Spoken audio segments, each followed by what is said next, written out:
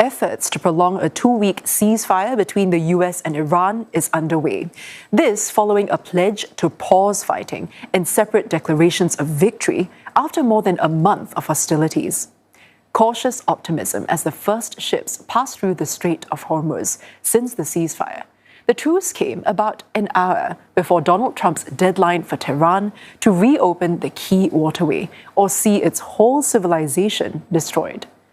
The US president said the deal is subject to Iran agreeing to pause its blockade of the strait. He has offered American help with the traffic buildup. Iranian Foreign Minister Abbas said safe passage will be possible for 2 weeks in coordination with Iran's armed forces. Demonstrations in Iran following the truce announcement, but reports of strikes in Iran, Israel, and across several Gulf states despite the deal. Kuwait says it has been dealing with an intense wave of Iranian attacks. Iran's Revolutionary Guard says its hand is on the trigger, ready to respond to any attack. Israel's military says it ceased fire against Iran, but remains on high alert. Now, Israel expressed support for the truce, but says it does not include Lebanon, where Israel and Hezbollah have been locked in battle. Iran and mediator Pakistan had earlier said the deal did include Lebanon, adding to the other uncertainties over its conditions. Tehran says Washington accepted the general framework of its 10-point plan as a basis for negotiations. Any sticking points are expected to be addressed this Friday in Islamabad. Pakistan says Iran has confirmed its attendance. No word on which American officials will be present. And for more, Hira Mustafa reports for CNA live from Islamabad. Now, Hira, what can we expect for Friday's talks in Islamabad?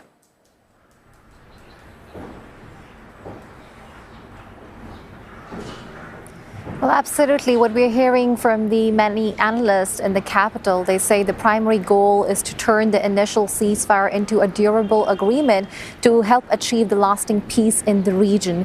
Key discussions are going to revolve around the demands that Iranians have been asking from the regional players, that even though if the ceasefire is in place and is going to hold for a longer period of time, Americans are not going to attack Iran further. So there will be no aggression from the Americans. They're saying there will be focus on the lifting of the sanctions. That was we are hearing from the Iranians, that it is the part of the 10 peace plan. Apart from this, the Iran's nuclear program is going to be at the center of the discussions, because we have been hearing from the US President Donald Trump on multiple occasions that Iran cannot keep up with its uranium enrichment program. And this is what many analysts are pointing towards could be a sticking point, because we have seen in the past also that Iranians have been showing resistance to this, and they do not want to give up on the Iran's nuclear program. So analysts are saying that if these truce talks fell apart, this could have far-reaching consequences for the entire region. And as you rightly pointed out in your introduction, that Pakistan also mentioned that the ceasefire will be in effect in Lebanon also, and we are hearing reports from different media outlets saying that Israeli Prime Minister Netanyahu is saying that the ceasefire does not apply to Lebanon. So this complicates the diplomatic efforts further, as mediators are trying to bring the warring parties to the negotiating table. Yeah. Now, despite the complexity and the volatility of the situation, how did Pakistan manage to pull off this successful mediation effort?